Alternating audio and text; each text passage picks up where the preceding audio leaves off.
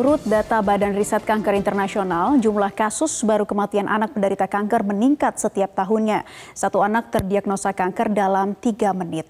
Berkaitan dengan hal ini, pada peringatan Bulan Peduli Kanker Anak di bulan September, masyarakat diajak untuk memiliki kepedulian atau kesadaran terhadap kanker pada anak.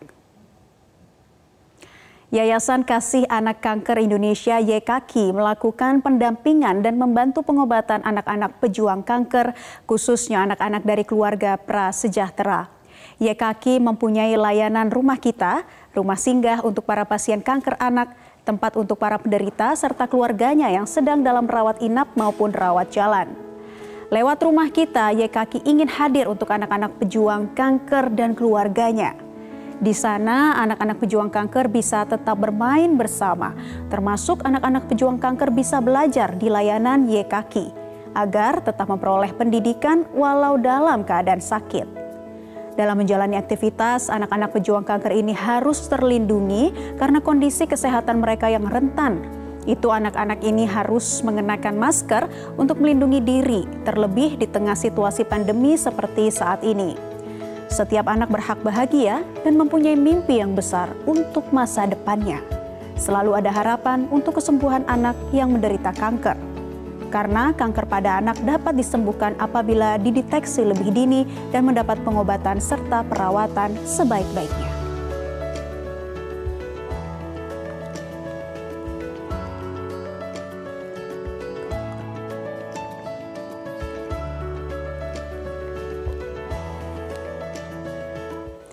Ya, pemirsa, saat ini sudah terhubung bersama kami Ibu Ira Sulistyo, founder dan Ketua Yayasan Kasih Anak Kanker Indonesia atau YKK.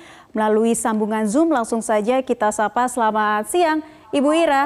Selamat siang Mbak Naila, selamat siang pemirsa Metro TV. Ya, Bu Ira, pada bulan September diperingati sebagai Bulan Peduli Kanker Anak. Tapi kita bicara mengenai data dulu nih Bu Ira. Ada berapa banyak anak Indonesia yang menderita kanker Bu Ira sampai dengan saat ini? Iya, jujur bahwa data itu sebetulnya bukan hak saya ya untuk menyampaikan.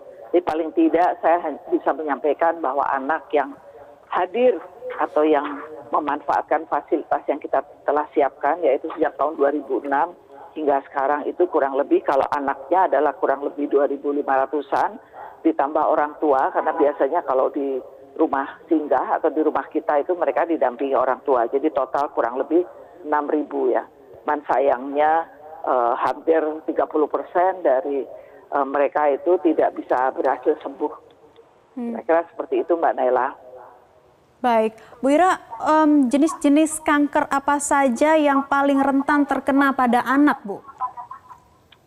Sebetulnya kanker pada anak itu ada total yang paling umum adalah 8. Tapi yang paling banyak diderita oleh anak-anak itu adalah penyakit kanker darah atau leukemia. Jadi itu adalah merupakan nomor 1 dari kanker anak. Leukemia itu kurang lebih 40% dari jumlah penderita kanker. Terus kemudian adalah penyakit kanker otak, dan nomor 3 adalah kanker mata. Jadi itu yang lazim banyak ya. Selain dari itu tentunya ada kanker otot, kanker tulang, dan lain sebagainya. Kanker ginjal ya, seperti itu ya. Kalau rentan usianya Bu Ira, yang paling banyak atau yang paling sering terkena pada anak ini rentan usia berapa? Itu kalau yang paling banyak tuh sekitar antara umur 4 tahunan ya. Jadi 2 tahun, 3 tahun, 4 tahun sampai umur 9 itu paling banyak yang sekitar itu ya. Tapi bukan berarti juga bayi pun juga bisa kena kanker ya. Jadi ini yang kita sulit membatasinya. Dan juga ada anak umur 16 tahun pun juga menderita kanker. Jadi itu variasi, tapi kalau tadi ditanya banyak adalah sekitar 4 sampai 9 tahun lah kira-kira seperti itu. Baik. Bu Ira, seperti apa komitmen YKK dari awal berdiri sampai saat ini untuk memberikan pendampingan dan juga membantu mengobati anak-anak dan keluarga penderita kanker, terutama mereka yang berasal dari keluarga prasejahtera, Bu Ira? Ya, seperti maksud dan tujuan didirikan YKK, kami sebagai organisasi orang tua penderita tentunya kita mengharapkan bahwa bila ada anak Indonesia yang menderita kanker, apapun strata sosialnya, mereka berhak mendapatkan pengobatan dan perawatan yang sebaik-baiknya, termasuk hak belajar dan hak bermain. Yang ini yang harus kita terus gaungkan, karena kadang-kadang banyak sekali pendapat anak lagi sakit kanker, apalagi lagi sakit gitu ya, lagi sakit kanker, lebih baik difokuskan deh penyembuhan dulu penyakitnya daripada belajar, apalagi bermain. Nah, ini sesuatu yang harus kita perjuangkan juga. Kita harus sampaikan bahwa walaupun anak-anak ini sakit, mereka adalah anak normal biasa yang kebetulan lagi sakit kanker. Jadi dia tetap berhak mendapatkan hak untuk dia belajar dan hak untuk dia bermain. Kira-kira itu. Iya, di tahun 2020 ini ada berapa anak-anak menderita kanker di bawah naungan YKK, Bu Ira? Di tahun 2020. Ya. Oh, ya cukup banyak ya. Karena gini, pengobatan kanker itu kan lama ya. Sedangkan perhitungan atau perkiraan dari data dari CCI, di mana kami menjadi anggotanya, di situ dikatakan bahwa setiap 3 menit itu satu anak menderita kanker ya.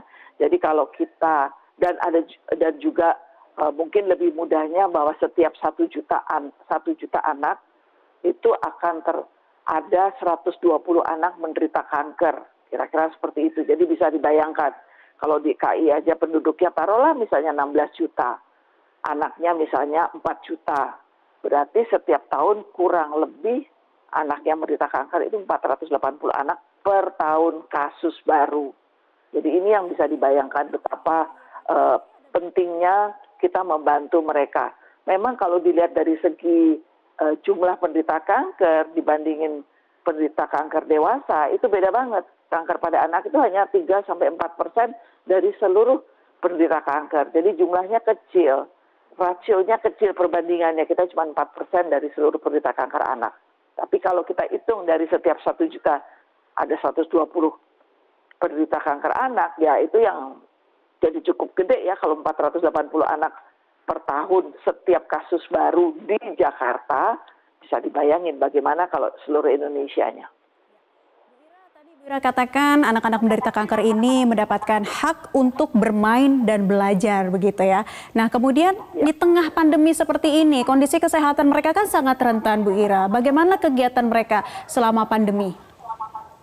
Ya, ini satu tantangan ya. Pertama adalah tantangannya kita sendiri yang kita hadapin adalah di dalam kita mengelola rumah singgah dengan juga program pendidikannya. Itu kita tidak boleh berhenti. Ya. Jadi tidak seperti yang lain kita harus bisa mengurangi atau bahkan menghentikan kegiatan. Kita stop tidak menerima pasien-pasien untuk datang berobat. Justru kita tetap harus memberikan pelayanannya. Itu satu ya. Jadi kita tetap harus dengan segala ketentuan protokol kesehatan yang ada. Sebetulnya kita di dalam menangani protokol kesehatan sebelum pandemi pun anak-anak kita sudah kita ajarin mencuci tangan, bahwa harus pakai masker. Itu sudah selalu kita sampaikan karena itu juga kami belajar dari GCI. Jadi setiap rumah sakit yang telah memperoleh akreditasi GCI, mereka juga menyarankan untuk kita melakukan rajin cuci tangan dan juga pakai masker khususnya untuk anak-anak penderita kanker ini. Kira-kira seperti Bu itu. Ira, Bu Ira, protokol kesehatan tentu sudah dijalankan dengan baik, namun di tengah kondisi pandemi ini apa yang paling dibutuhkan bagi anak-anak penderita kanker dan juga keluarga prasejahtera di bawah naungan YKK, Bu Ira? Ya, yang pasti adalah tentunya dukungan untuk supaya mereka bisa melanjutkan pengobatan kemoterapinya. Sebab dengan adanya pandemi ini, mereka untuk datang dari daerahnya ke Jakarta ataupun ke tempat-tempat di kota-kota besar itu, mereka juga membutuhkan transport. Dan belum lagi perlu dilakukan rapid test. Atau kalau misalnya kita harus menyediakan juga ruang isolasi kalau mereka baru datang dari kampung. Ini baru dari segi fasilitas. Kita harus bicara lagi mengenai kebutuhan biaya atau dana di dalam kami mengelola ini rumah singgah ini. Sebab biar bagaimanapun dengan kendala atau timbulnya dampak atau persiapan-persiapannya harus kita siapkan di dalam kita tetap melakukan pelayanan. Itu tadi bahwa kita harus rapid test, kita harus rajin desinfektan, kita harus beli masker yang banyak. Semuanya harus kita lakukan dan itu menjadi lebih bertambah lagi ya. Belum lagi makanannya, orang yang di rumah sakit pun kita kirim juga makanan, anak-anak juga yang sekolah kita harus siapkan juga untuk bisa melakukan Zoom dan lain sebagainya, semua kaitannya dengan kehidupan new normal. Jadi ini yang membuat kami harus siap dengan terutama dana ya. Jadi sekali lagi dana adalah merupakan hal yang pokok yang kita harus siapkan dan nggak boleh berhenti. Baik, Bu Ira, terakhir terkait Bulan Peduli Kanker Anak, pesan dan juga harapan apa nih yang Bu Ira ingin sampaikan bagi keberlangsungan anak-anak penderita kanker di tanah air? Ya, saya kira harapan kita sama seperti yang lain bahwa pandemi segera berlalu sehingga kita bisa tetap melayani anak-anak ini dan makin banyak anak berhasil sembuh, dan yang paling penting adalah juga mengurangi penderita kanker, atau mungkin kita balik meningkatkan survival rate. Jadi tingkat dari keberhasilan kesembuhan anak itu harus kita tingkatkan, di mana ini menyangkut tentunya pelayanan, SDM-nya, dan juga pengetahuan masyarakat tentang kanker anak itu sendiri. Jadi ini harus secara bersamaan kita bina untuk kita bisa memerangi kanker itu sendiri, sehingga keberhasilannya kita bisa lebih tingkatkan dan sama dengan negara-negara maju lainnya. Baik, itulah harapan Ibu kita. Ira Sulistyo, founder dan ketua YKK, terima kasih sudah hadir bersama kami di Newsline, Ibu Ira. Ya, dan pemirsa, bagi Anda pemirsa Newsline yang tergerak untuk membantu para anak penderita kanker, Anda bisa melakukan donasi dengan cara berikut ini.